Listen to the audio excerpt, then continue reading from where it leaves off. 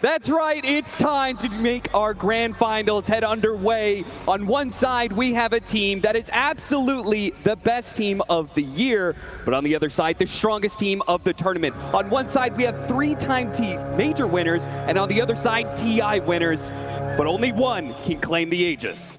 I've seen a lot of TIs, Cap. We are going back 12 editions of this right now. We have seen lower bracket runs, we've seen upper bracket runs, we have seen First Bloods, we have seen Roshans, but one thing is absolutely clear to me right now at TI-12, in the heart of Dota in Seattle, these two teams are undoubtedly the best two teams in the world right now, and both of them are absolutely terrifying. And that's exactly why Gaming Gladiators stacked the bounty runes, but they failed to be able to claim the first blood. They wanted to be able to get that early momentum over a team that is so scary. I mean, TSpirit have demolished every team that has stood in their way. Gaming Gladiators, though, have had to make the long run through the lower bracket, and there's something special about that lower bracket momentum. You cannot underestimate how much this team has gone through, especially going to their fourth Valve event grand final of the year. No team has made a complete sweep, and usually the team that is favored in that sense can't even make that type of run, so this team cannot be underestimated. At the same time, all of us here watching, when you see Yatoro come out of that player walkway with a shaved head, the amount of fear that instills into you, the amount this man is willing to sacrifice to claim a second Aegis and join that limited pantheon of two-time TI winners, you can't not help but be a little afraid of what he's willing to do here. In a best of 5, both these teams are capable of anything. The greatest question, however, if you've watched this lower bracket run from Gaming, is can TSpirit put a stop to the speed and the tempo in which they are playing these games? Because right now, nobody across all of those series has been able to do it. A lot of these games have not gone past the 25-minute mark. So you need to slow it down, you need to play your game, or at least take it back to them. And if there is one team in the world that can accomplish that, it is TSpirit, who have shown that they are no slouches when it comes to the first 10 minutes, particularly the laning phase.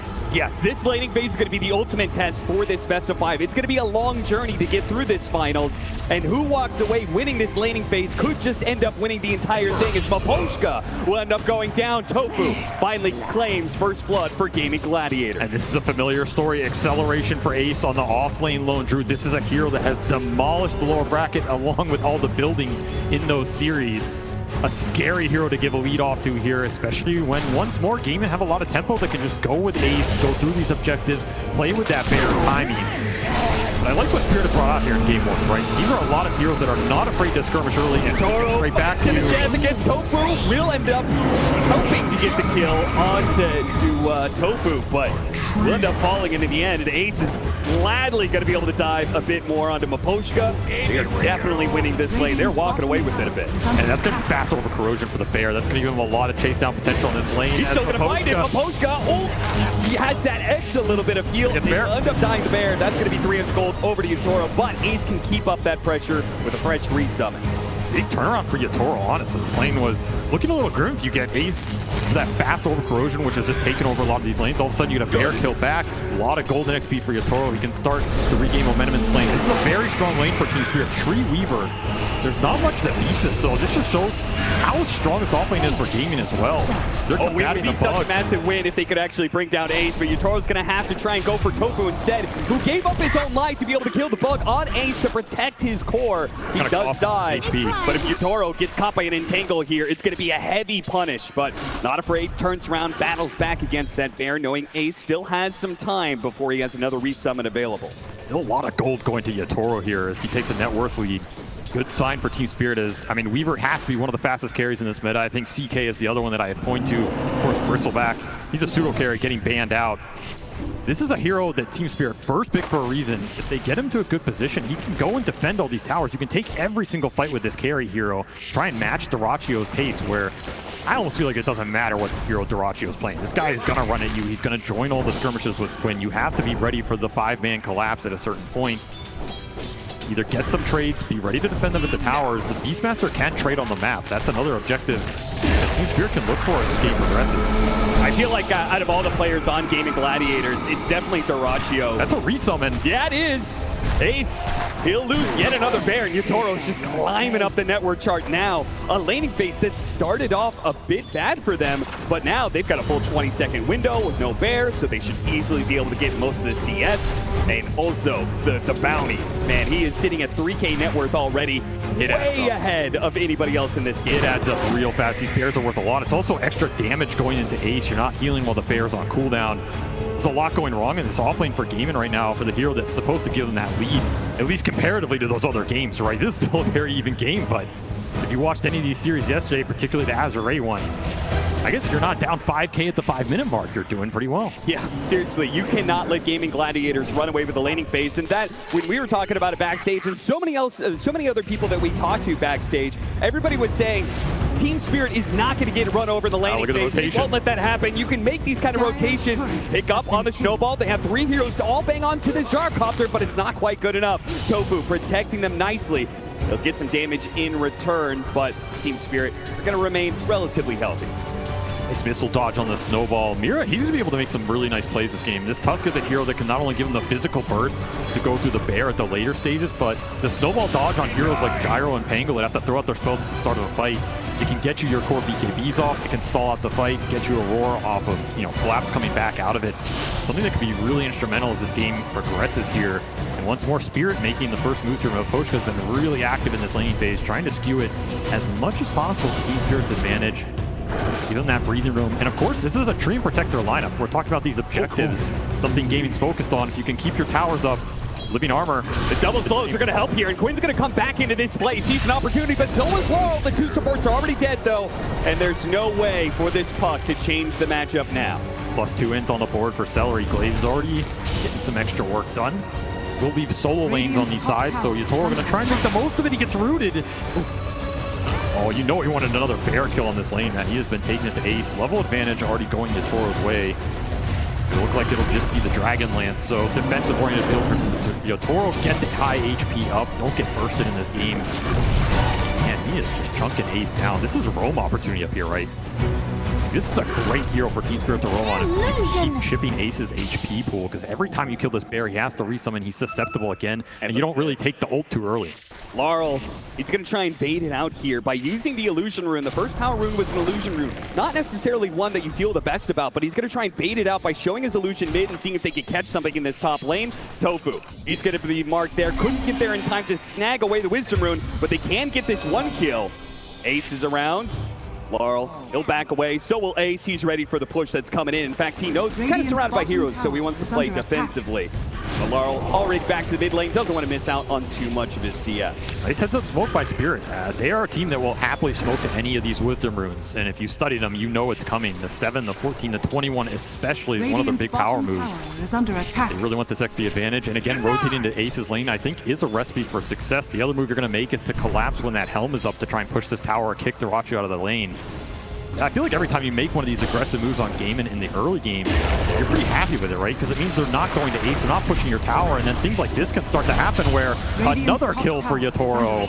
He is absolutely out of control. Oh, and their carry's going to be in trouble as well. Both cores in big trouble here on the side of Gaming Gladiators, and no TP rotations coming in. So they're just going to run down Dorochi. Do they dive the tower, though? It's a bit scary, and they've run out of resources. So Dorochi lives, but only on the sliver of HP, and it's not doing him much good either. He's going to have to make a run back to the fountain, very likely. You can see the side lane pressure here. This is another thing that's causing Gaimin some issues right now because they want to rotate towards mid, play around Quinn. So every time you bring supports off the side lanes, it's up to Spirit to recreate the pressure there and not let Quinn get away with these skirmishes with the power runes. However, Gaming rotating supports mid will secure that power rune for Quinn. Now it's a question of what he can do with it here. Can you rotate into Yatoro's lane? Is this Weaver killable in the very early game? Calling plus some roots, it's doable.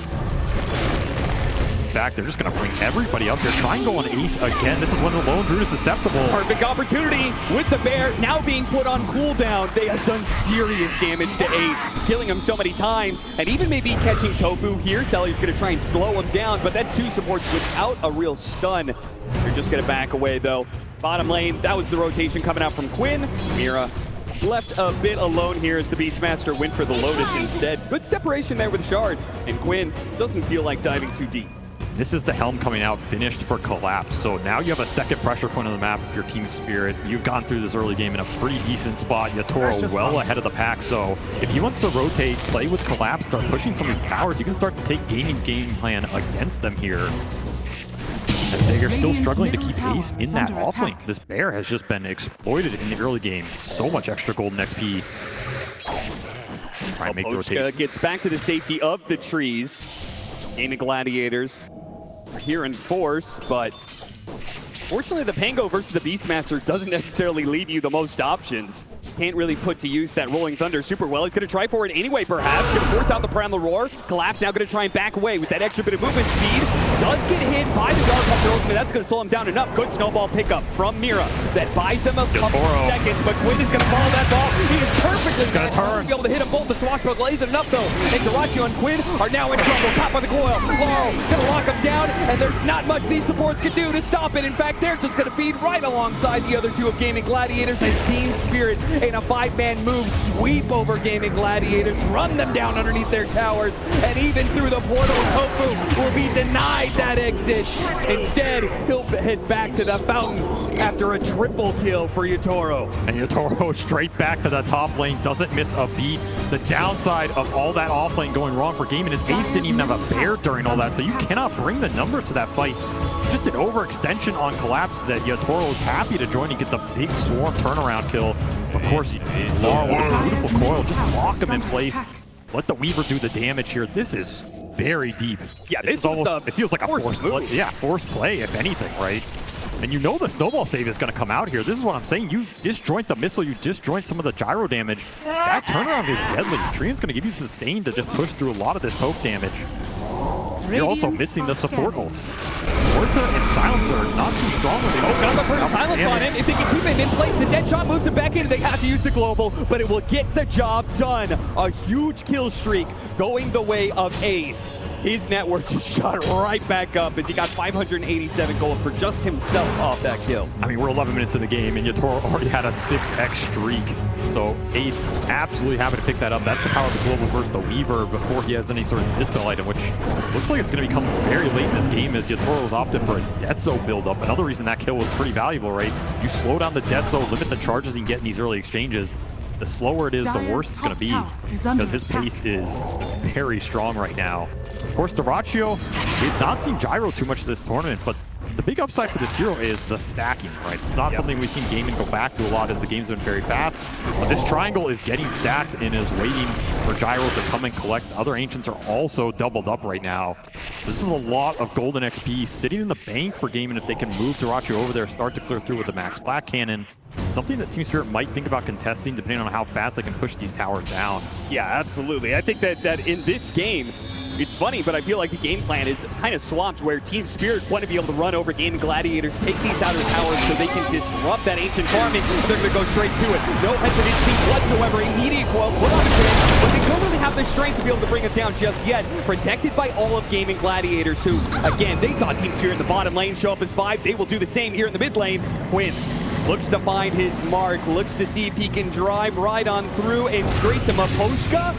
They'll find him here in the corner, clear out most of the trees, but Laurel's actually going to bounce back in here. They're going to retake the fight. Maposhka's going to stand and fight as best he can, but they off Ace immediately. Laurel trying to make his way out. And the silence, maybe he gets cooked again. He's dead. Couldn't jump to his orb in time. Yeah, they get Ace, but it does cost them quite a bit as Laurel was a big piece of the momentum for TSpirit here. Pofu coming up big. Calling is just going to be their biggest way to deal with puck in these team fights. If you can land it, it's probably a dead puck. You dead shot back into it. It's an extended duration here. Once more, that fight got dragged out. Really nice disengage from Spirit. Draw them back up the ramp. Waste this Rolling Thunder. Chasing Maposhka on the cliff. Yatoro gets another pretty good angle. You can see the aggressiveness they're trying to play with this Beastmaster right now. They're taking the push to Gaming, not playing defensive at all. Once more, the aggression continues. No Rolling Thunder for Quinn right here. Global sounds to try and protect him. Another Swashbuckle up in a second. He's actually going to turn and fight as best as possible, but the puck is going to be the end of Quinn.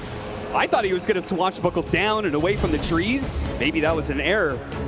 This is looking all Spirit in this first 50 minutes here. They're getting a lot for their Beast, the start for Yatoro, and now it's just going to have to come back down to the flat cannon, clearing through the Ancients to put Dyrachyo in a spot where he can start to take these fights. This is a position we've not seen Gaming in a while, right? Yeah. Tournament especially. They are usually the ones with a very strong lead going into this 15-20 minute mid-game period. All of a sudden they're on the back foot.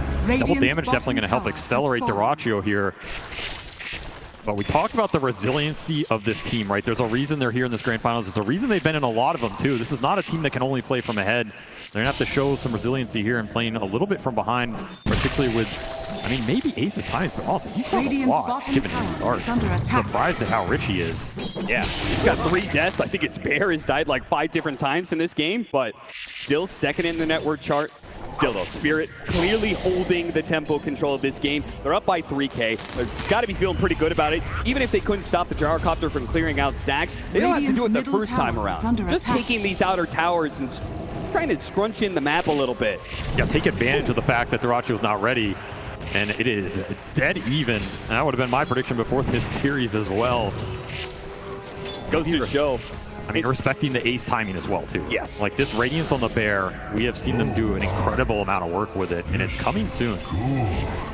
Big Team Spirit really want to finish off this mid-tower before those timings reach. The Aghanim Scepter on Dyrachyo, the Radiance on Ace here. And these are acceleration items. That's the thing. If you give Gaming time to get to their big farm items in the Radiance and the Aghanim Scepter on Dyrachyo, those items let you fight, but they also let you just clear the map. So holding these tower-ups, if you can limit the space they can use these farming items on in terms of the size of the map, that's going to feel really nice with this Treant Protector lineup. Naposhka did not go for living armor points early, hasn't even needed them at this point. And all 3 tier 1s are up. Another aggressive play. Tofu with the calling, trying to protect Mira just outside of that silence, uses the snowball, trying to get some distance. Nice dead shot though, actually hit Laurel in the background. Yeah, but the exchange on the other side of the map, Ace going down to Yatoro again with this Desolator. Instant reveal, gets 2 charges on it, plus a bear kill as he was just pushing towards that Radiance. 700 off. And this tower dies. This is an influential tower for what Gaming want to do on the map, because now both Ancients are exposed and Yatoro straight in there. He would have liked to have found that stack, but he will be happy to take the net worth away from Dyrachyo, a hero that just needs these camps up. Now you're going to have to need a bit of a backup plan if you're Gaming Gladiators. You no longer have that good control over the double Ancient stacks like you're talking about. And look at this fast shard for Yatoro too. Yeah. This is where Weaver's just absolutely terrifying. You're getting the extra Geminate hit off the Sakuchi going through everybody with an early Desolator. These heroes just don't have the armor to deal with this right now. Now if you don't burst him. He wants to play super aggressive and get on top of people, which against these kind of silences could play against him. That's why it's very important for them to get this Aegis, get this second line to give some time to get the BKB up on Yatoro, so he can't get punished just yet. I mean, this man has absolutely no chill. He's not here to win an Aegis. He's here to take it away from you. Right now, he is controlling the tempo of this game. Gaming into a smoke that yields nothing right there. Nowhere here in time, and still missing those big core items to take the fight anyway. You're still 300 gold off this Radiance for Ace. That's your big 5v5 timing. Just an awkward point. Yatoro playing this game way too fast right now, and the Beastmaster from Collapse speeding everything up. Helm of the Overlord is already done, by the way, so this map pressure is going to escalate.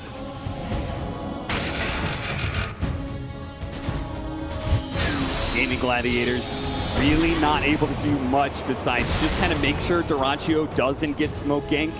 Playing around him heavily. Here comes the pressure from Team Spirit though. Radiant's done. This is a good point to get it done if you want to defend this tier 1 mid. A really fast time lapse there. You could realize Yatoro, I think, felt like he was overextended there. He gets caught once by the silences. There's chances he just dies behind the tower, and that Aegis may be useless. He may just die twice in a row. That's why this build is starting to come together for the Aegis, right? Because Yatoro still doesn't have a defensive item. The Global's still very effective here against Spirit. Laurel also considering a BKB this game on Puck early just to deal with the calling and the global silence that's coming out. You even have a lot of tools to lock down these mobility heroes if they can find them. Right now, Maposhka just doing some scouting. 2 minutes spot Maposhka, but there's nowhere for him to really run. He knows it too. He's definitely been caught, but he got some good information that'll lead to the pickoff on Ace. He saw all those heroes and he said, guys, this lone druid is alone in the top lane again. Kill him. The single target physical burst is way too fast for this true form to even be considered in terms of casting it. They just had Ace's number. Radiance reveal down the drain as his timings are going to get prolonged yet again. And Collapse, he's just farming it up. Not too worried about playing on game inside of the map right now. Just wants to hit his own BKB. It looks like TSpirit, they're just going to work towards a triple BKB timing eventually.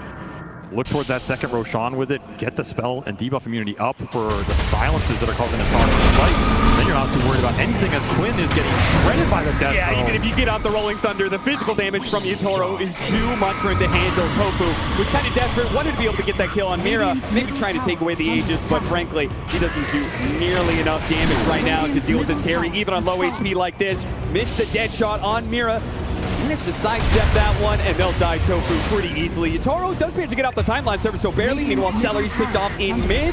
TSpirit, they are absolutely outplaying Gaming Gladiators right now on the map. They just know all of these heroes are getting picked apart.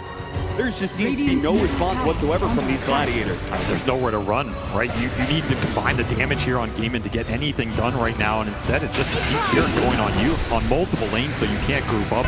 Aegis still up for 2 minutes here. 8 Deso charges already done for Yatoro as he is just slowly claiming your soul. This is going to escalate fast. This is a scaling lineup too with all the auras they can bring to the table. The Storm's going to go through. You have Tusk physical damage to pour in on top of it all, and a Chrysalis for Yatoro. I mean, how many aggressive items does he need in this game? I love the fact that he's like, yeah, I don't need that BKB yet. Still have the Aegis for another minute and a half. And considering the pace of game right now, it does kind of feel like he's going to get that BKB once the Aegis expires, because this is going to be another team fight and perhaps another objective taken. 21-minute Wisdom Room coming up. Tormentor, an object as well. Silence already going out. They're trying to lock down this Weaver, trying to stop him from killing anybody. He gets off the time lapse though. Forces a little bit of resources out of Gaming Gladiators. Just throwing some damage around. Laurel looking at that back line. You got to be careful of giving Duracho these good black targets up front, as they're going to trade a bunch of the Bears HP.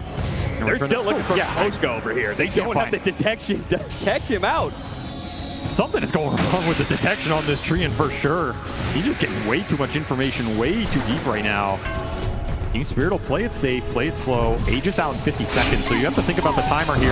Look at that burst damage. Quinn caught by the coil and instantly killed by Yatoro. And you can feel it. Yatoro seeing an opportunity. They're going to be able to cut down Celery. And now he goes in for the kill. The Aegis does expire, but the rest of his team provides the disable. So as second life comes back up, he's going to shred through Ace. Looks over to Tofu next. Now, last left, perhaps Duracho trying to run him down. Duracho doing his best he can, but up against 3 different cores, he can't actually fight back. He has thrown away. Oh, missing out on the dead shot. Yatoro is unstoppable. He's just diving to the base like it's nothing. You just think about it again. 30 HP is the only thing that'll save you from this man right now. He's just running rampages through the fight. 12 and 2 in 22 minutes. He is just taking everything and more. He has the auras to back him up. This aggressive item build has paid off in spades. The aggressiveness of Yatoro I've seen in very few players at TI before. I mean, that play when he was morphling, gets skewered into the base, and then he waveforms deeper into the base. That's the kind of aggression this guy's playing with right now. You gotta play to win. You play not to lose. It eventually will happen. Right now, TSpirit just taking over the map. Really good deep wards on those fights. Will get dewarded from gaming, but that's the power of what Maposhka is providing them with this tree. All of these fights and pickoffs, they've been scouted. He's been on gaming side of the map for a lot of it. Paid off to a large degree, this early tree and shard. Doing some work. And of course, the vision's really nice versus these silencer lineups, because if you're the one initiating on gaming, forcing out awkward globals, taking some damage on your backline, the fight gets very weird very fast, and suddenly Yatoro goes in, he kills somebody, time lapses out, there's a black dragon, pours the fire on somebody else.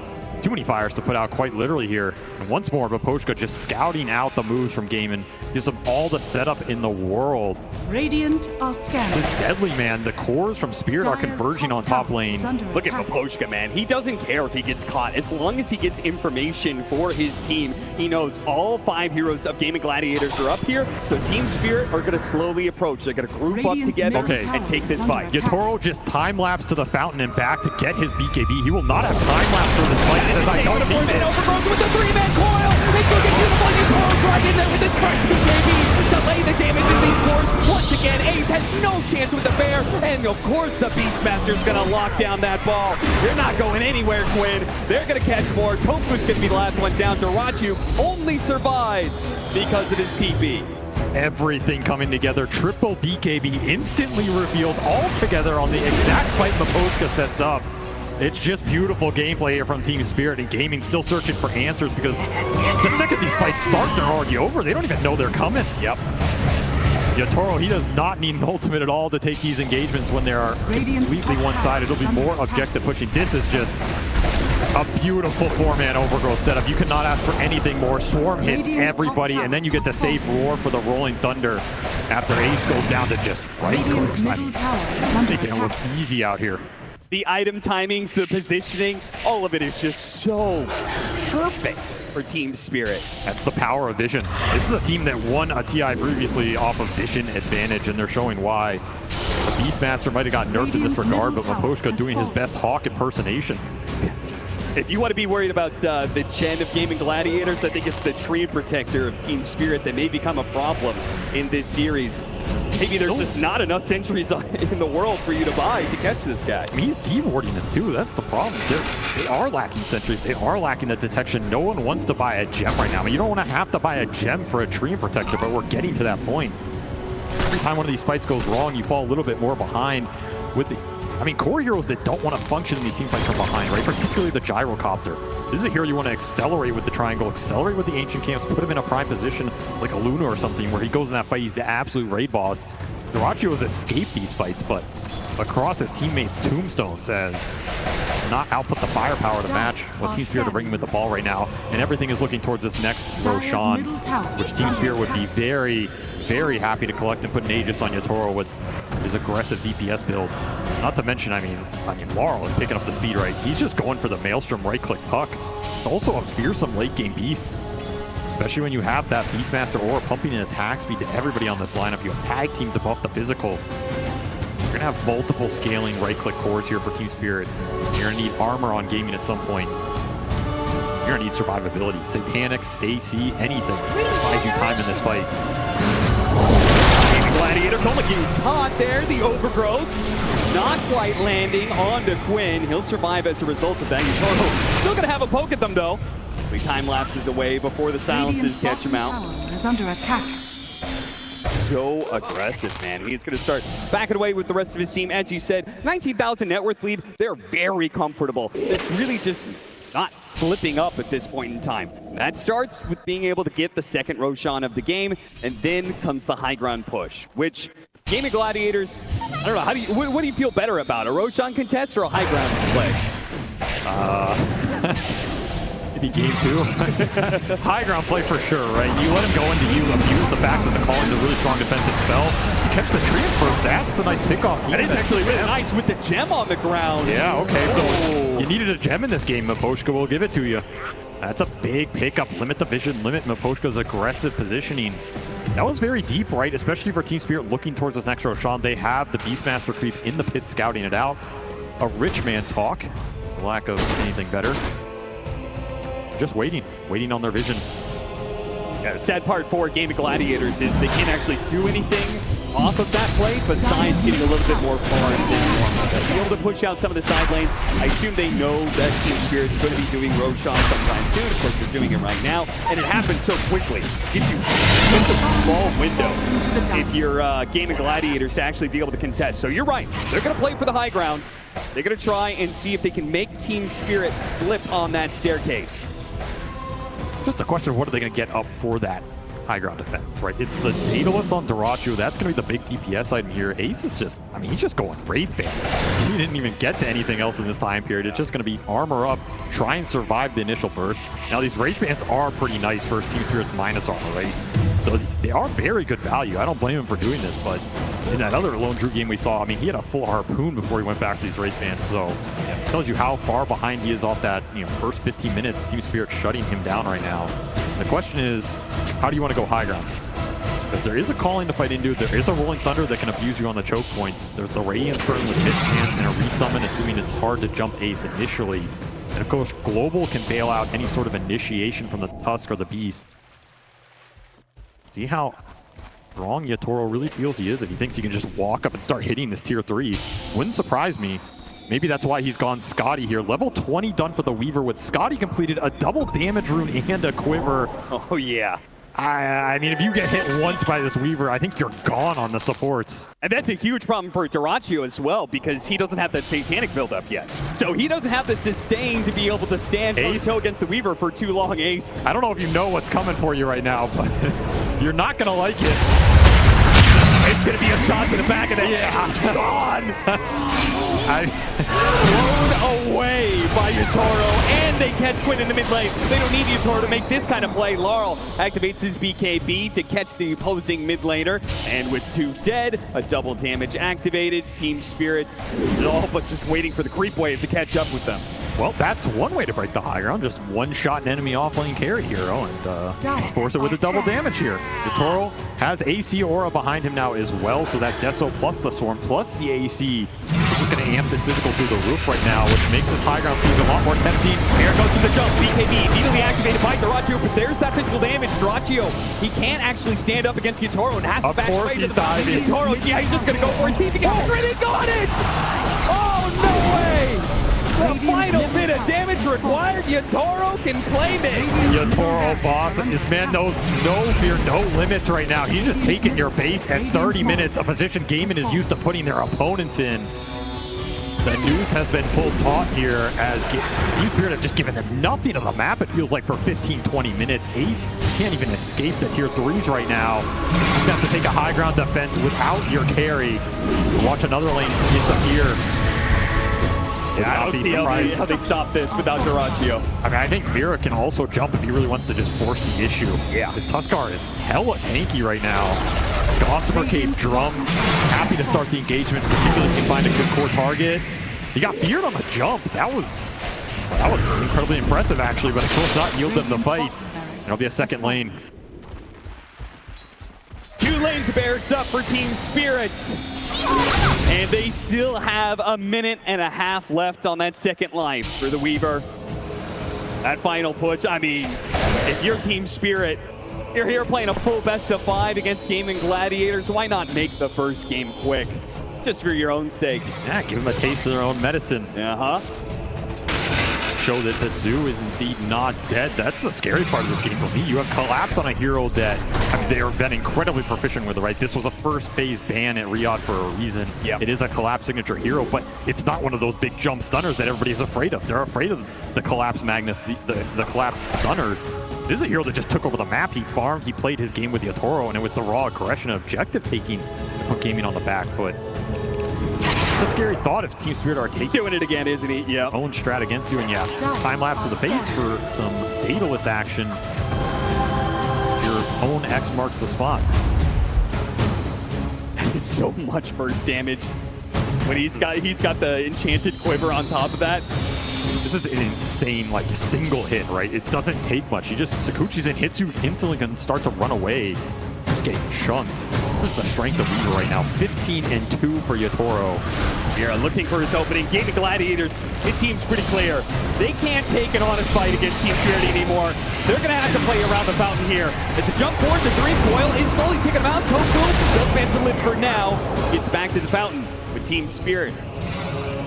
They still have more opportunities to come. The Aegis is going to expire, so Gaming Gladiators managed to weather that storm, and it's possible that TSpirit may decide that that's just to wait for a 3rd Roshan before they end it.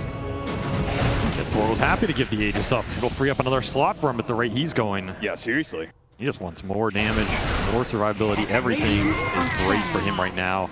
The scary part is you can still work towards a Tuskags in this game.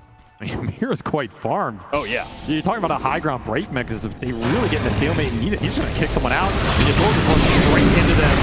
BKB turns around. Oh, man, that damage is just building up so quickly. Quinn's got it in an instant. So is the Bear. Dyrachyo battling up against Laurel, but the big bad boss of the fight is definitely Yatoro. And once he turns his eye on a hero, absolutely over.